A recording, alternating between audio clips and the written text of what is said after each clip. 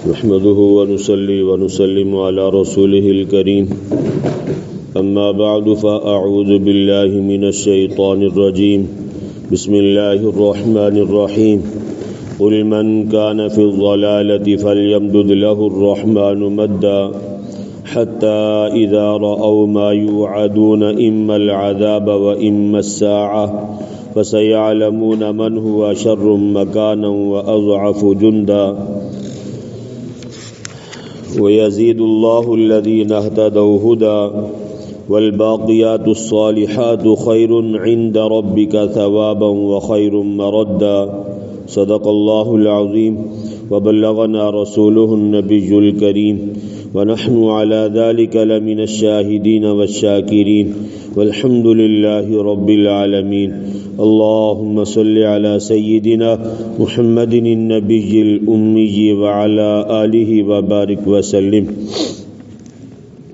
قل من كان في الضلالة آپ صلی اللہ علیہ وسلم کہہ دیں جو شخص ہے گمراہی میں فَلْيَمْدُدْ لَهُ الرَّحْمَنُ مَدًّا بس مدد دے گا اللہ تعالیٰ ان کو مدد دینا حَتَّى إِذَا رَأَوْا یہاں تک کہ جب دیکھیں گے ما اس چیز کو یوعدون جس کا ان کے ساتھ وعدہ کیا جاتا ہے اما العذاب و اما الساعة یا تو عذاب کا اور یا قیامت کا فسیعلمون پس بالتاکید وہ جان لیں گے من ہوا شر مکانا کون برا ہے جگہ کے لحاظ سے واضعف جندا اور کون زیادہ کمزور ہے لشکر کے لحاظ سے وَيَزِيدُ اللَّهُ الَّذِينَ اهْتَدَوْا هُدًى اور زیادہ دیتا ہے اللہ تعالیٰ ان لوگوں کو جنہوں نے ہدایت قبول کی وَالْبَاقِيَاتُ الصَّالِحَاتُ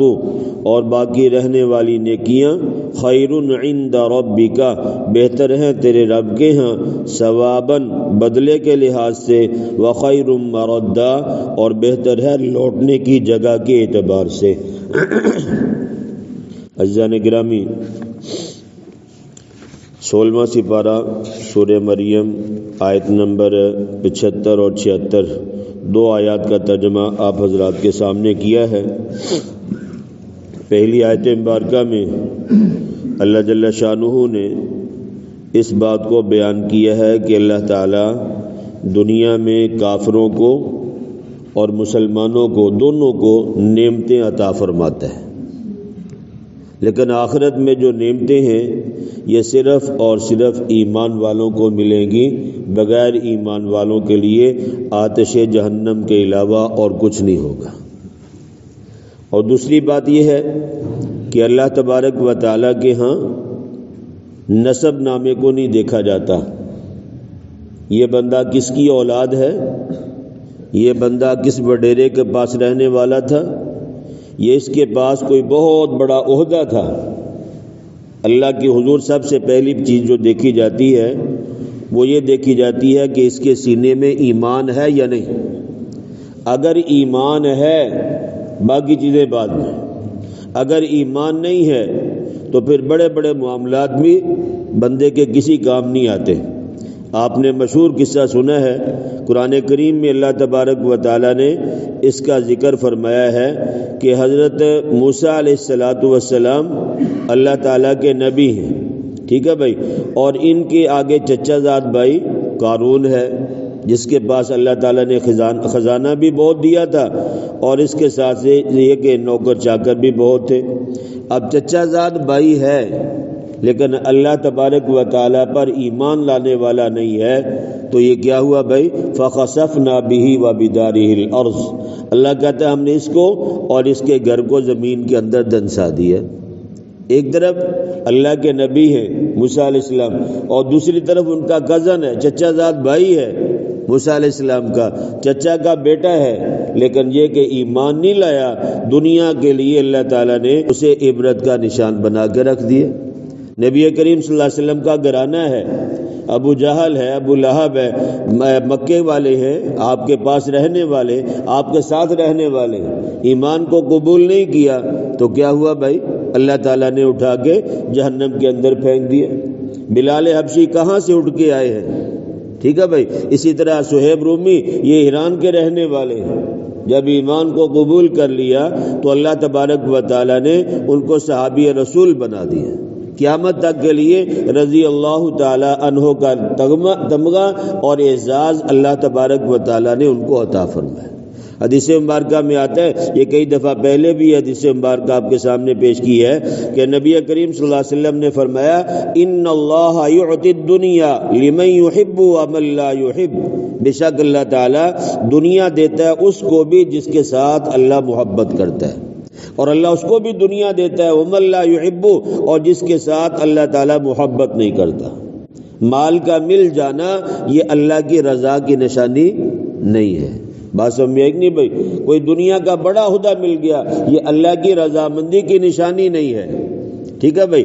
اور نبی کریم صلی اللہ علیہ وسلم نے فرمایا وَلَا يُعْطِي الْإِيمَانَ إِلَّا مَن يُحِبُّ، اور اللہ تعالیٰ ایمان نہیں دیتا مگر اس کو جس کے ساتھ اللہ محبت کرتے ہیں. فرمایا مال جس کے ساتھ محبت کرتے ہیں جس کے ساتھ نہیں کرتے اللہ دونوں کو دیتا ہے، لیکن ایمان اللہ صرف اس کو دیتا ہے جس کے ساتھ اللہ کی ذات محبت کرتی ہے.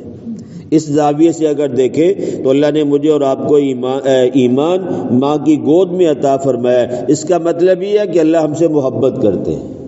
اللہ ہم سے کیا کرتے ہیں بھائی؟ محبت کرتے، لیکن ہمیں اس محبت کا احساس نہیں ہے، ہم اس کی پاسداری نہیں کرتے. ہم یہ سوچتے نہیں ہیں کہ ہمارا اللہ ہم سے محبت کرتا ہے. یہ محبت کی نشانی اور دلیل ہے کہ اللہ اپنے سامنے سجدہ ریز ہونے کی توفیق عطا فرما دیتے ہیں. بات سے میں نہیں بھائی. تو اس لیے اس بات کو ذہن میں رکھیں. قل من کان فی الضلالۃ، آپ صلی اللہ علیہ وسلم کہہ دیں جو شخص ہے گمراہی میں، فلیمدد لہ الرحمن مدا، پس اللہ تعالی رحمان ان کو مدد دے گا. مدد دینا یعنی اللہ تعالیٰ ان کو بھی مال دیتا ہے جو اللہ تعالیٰ کے دشمن ہیں، جو اللہ کے باغی ہیں. اللہ تبارک و تعالیٰ دنیا ان کو بھی دیتا ہے. اور آگے اس بات کو بیان فرمایا کہ حتی اذا رأوا ما یوعدون، یہاں تک کہ جب وہ دیکھیں گے اس چیز کو جس کا ان کے ساتھ وعدہ کیا جاتا ہے، اما العذاب و اما الساعہ، یا تو فرمایا کہ دنیا میں ان پر عذاب آئے گا، یا قیامت تو ہے ہی کہ قیامت کے دن عذاب سے چھٹکارا نہیں ہے. جو گمراہ لوگ ہیں ان کے ساتھ اللہ کا وعدہ ہے کہ ان کے اوپر عذاب کا کوڑا برسے گا، یا دنیا میں اگر دنیا میں اللہ نے ان کو چھوڑ دیا تو آخرت کا دائمی عذاب ان کا مقدر بنے گا. فَسَيَعْلَمُونَ مَنْ هُوَ شَرٌّ، بس بالتاکید یہ جان لیں گے کہ کون برا ہے، مکاناً جگہ کے لحاظ سے، درجے کے لحاظ سے، وَأَضْعَفُ جُنْدًا، اور کون زیادہ کمزور ہے لشکر کے لحاظ سے. جب اللہ کے عذاب کا کوڑا برستا ہے نا بھائی تو پھر تعداد لشکر کوئی چیز بھی بندے کے کام نہیں آتی. فرعون اپنے لشکر 12 لاکھ لوگوں کے ساتھ بحر کلزم میں کیا ہو گیا بھائی؟ غرق ہو گیا. ابرہا اپنے ہاتھیوں سمیت اپنے لشکروں سمیت جب مکہ کو گرانے کے لیے آیا تو اللہ نے کیا حشر کیا بھائی؟ ٹھیک ہے بھائی. تو اس لیے اللہ تبارک و تعالیٰ کے ہاں لاؤ لشکر کثیر تعداد میں ہونا، بہت بڑا مالدار ہونا، ان چیزوں کی کوئی حیثیت نہیں ہے. ایمان اگر ہے تو پھر یہ ساری چیزیں اچھی ہیں، اگر ایمان نہیں ہے تو صرف ان چیزوں کے بل بوتے پہ غرور اور تکبر کرنا یہ انسان کے سمجھ کا بہت بڑا دھوکہ ہے. تو آگے فرمایا کہ وَيَزِيدُ اللَّهُ الَّذِينَ اهْتَدَوْا هُدًى، اور زیادہ دیتا ہے اللہ تعالیٰ ہدایت ان لوگوں کو جنہوں نے ہدایت قبول کی.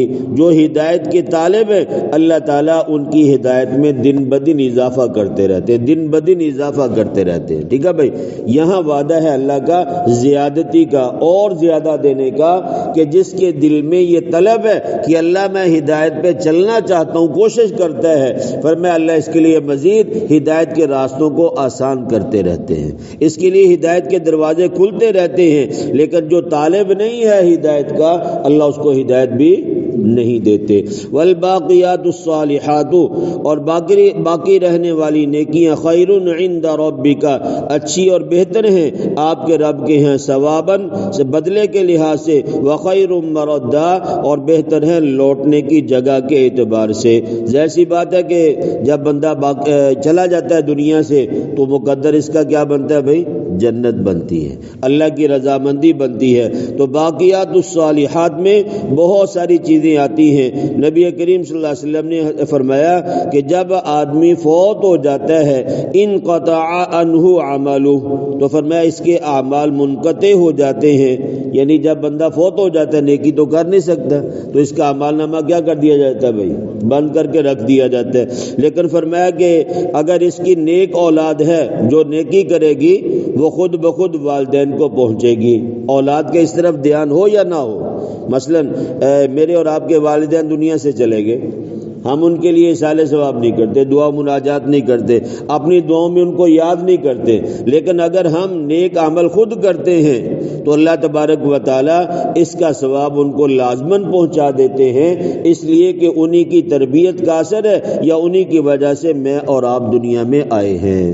ٹھیک ہے بھائی، یعنی ہم ان کے لیے دعا کریں یا نہ کریں، لیکن ہمارے سارے نیک اعمال کا ثواب اللہ تبارک و تعالیٰ اس میں اپنے والدین کا حصہ بھی عطا فرما دیتے ہیں، اس لیے کہ ان کی تربیت کا اثر ہے۔ اور یہ بات ذہن نشین فرما لیں کہ جب بندہ نماز نہیں پڑھتا، روزہ نہیں رکھتا، یا اسی طرح حج فرض ہے حج نہیں کرتا، تو یہ نہ سمجھے کہ میں اپنا نقصان کرتا ہوں۔ ہماری سوچ کیا ہے؟ نماز نہیں پڑھتا میرا نقصان ہے، تو انہوں کی ٹینشن ہے، نماز پڑھنی اپنے واسطے، کسی واسطے نہیں پڑھنی۔ کیوں بھائی؟ یہی سوچ ہے نا ہماری کہ نماز ہم نے اپنے لیے پڑھنی ہے، روزہ ہم نے اپنے لیے رکھنا ہے، کسی کا اس میں کیا فائدہ ہے، کسی کا نقصان کیا ہے؟ بھائی دوسروں کا بہت بڑا نقصان ہے، یہ بات اگرچہ ہماری سمجھ میں آئے یا نہ آئے۔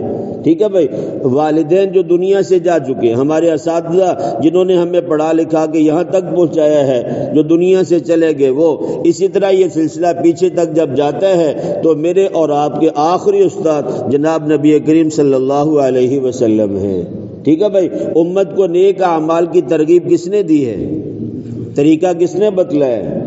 احکامات، مسائل، فضائل، احکامات یہ سارے نبی کریم صلی اللہ علیہ وسلم نے بیان فرمائے ہیں۔ تو جب ایک بندہ نماز نہیں پڑھتا، رمضان کا روزہ فرض ہے، رمضان کا روزہ نہیں رکھتا، تو یہ صرف خود بخود اپنے آپ کو نیکیوں سے محروم نہیں کرتا، بلکہ ایک پیچھے لمبی جو لڑی تھی اس کے نیک عمل کی وجہ سے جتنے لوگوں کو ثواب ملنا تھا وہ سارے کے سارے اس کے نیک اعمال نہ کرنے کی وجہ سے وہ بھی ثواب سے محروم ہو جاتے ہیں۔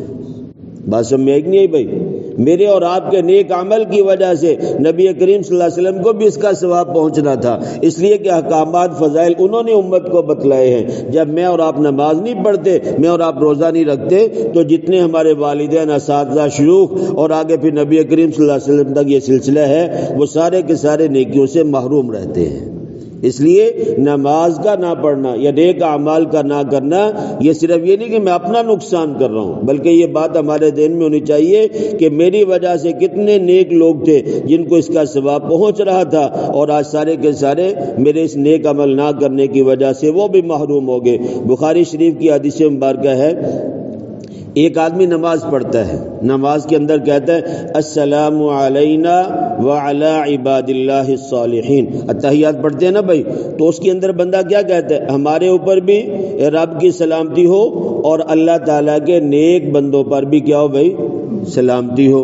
ٹھیک ہے بھائی، جس نے نماز پڑھی اس نے یہ دعا مانگی، جس نے نماز نہیں پڑھی اس نے یہ دعا بھی نہیں مانگی۔ اب جب بندہ کہتا ہے اللہ میرے اوپر سلامتی ہو اور جتنے نیک لوگ ہیں ان کے اوپر بھی سلامتی ہو، تو حدیث مبارکہ میں آتا ہے، بخاری شریف کی روایت ہے، اصاب کل عبد صالح للہ فی السماء والارض، یہ دعا اللہ تعالیٰ کے ہر نیک بندے کو پہنچتی ہے، چاہے وہ آسمانوں میں ہے یا زمین میں ہے۔ جب بندہ اتحیات پڑھتا ہے، ہماری یہ سوچ بھی نہیں ہوتی، ہمارے حاشیہ خیال میں بھی یہ بات نہیں ہوتی کہ ہم تو سمجھتے ہیں اتحیات الفاظ پڑھے ہیں، السلام علینا وعلی عباد اللہ الصالحین، ٹھیک ہے جی بس پڑھ لیا۔ حدیث مبارکہ میں آتا ہے کہ جب بندہ یہ کہتا ہے اللہ میرے اوپر اور سارے نیک لوگوں پہ سلامتی ہو، تو دنیا اور آخرت یعنی زمین و آسمان میں جہاں جہاں اللہ تعالیٰ کی نیک مخلوق ہوتی ہے ان تمام کو اس دعا میں سے حصہ ملتا ہے۔ ٹھیک ہے بھائی، اس میں جنات بھی آتے ہیں، اس میں مومن لوگ بھی آتے ہیں، اس میں فرشتے بھی آتے ہیں۔ تو جب بندہ نماز ہی نہیں پڑھتا، جس نے یہ دعا ہی نہیں مانگی، نماز نہیں پڑھی السلام علینا وعلی عباد اللہ الصالحین، اس نے تو یہ دعا ہی نہیں مانگی۔ جب یہ دعا نہیں مانگی تو کتنے لوگوں کو اس نے اپنی دعا سے کیا کر دیا بھائی؟ محروم کر دیا. اور ہم کیا سمجھتے ہیں؟ نماز نہ پڑھی تو میرا نقصان کسی تک ہی گیا. کیوں بھائی؟ کتنے لوگوں کو ہم نے دعاؤں سے محروم کیا یا نہیں کیا؟ کتنے لوگوں کو نیکیاں ملنی تھی میرے نیک عمل کی وجہ سے، وہ سارے کے سارے میری ایک نماز نہ پڑھنے کی وجہ سے، ایک روزہ نہ رکھنے کی وجہ سے کیا ہوئے بھائی؟ محروم ہوئے. اس لیے یہ بات نہیں ہے کہ نماز میں نے پڑھنی، اپنے لیے پڑھنی، کسی کا کیا نقصان ہے. فائدہ بھی بہت سارے لوگوں کا ہے اور نقصان بھی کیا بھائی؟ بہت سارے لوگوں کا ہے. اللہ پاک مجھے اور آپ کو دین کی صحیح سمجھ اور عمل کرنے کی توفیق نصیب